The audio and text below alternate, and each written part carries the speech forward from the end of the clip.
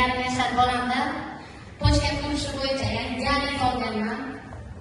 8 kun Xorazm viloyatida shoshilinchda reanimatsiyada yotgan o'g'lim 1 yarim yashar 10 kungacha siymagan, ya'ni chiqmagan. Keyin больницаdan chiqib ahvoli ancha yaxshilashdi. 1 oy ichida mahsulotni bir pakchasini ichib bo'lganimizdan keyin supermarketga olganmiz.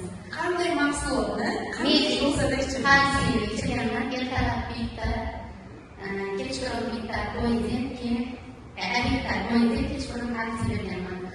Keyin 1 oydan so'ng bizni Toshkentga bolalar nimasiga jo'natishdi. Analiz topshirib keling deb jo'natishdi. Analiz topshirganimizda sidik analizda hech nima chiqmadi. Albumina, kreatinina, sidikni tiniqilgan juda zo'r supermarketga olganmiz. Va davomli 6 oy kursga ichirganman. Mahsulotga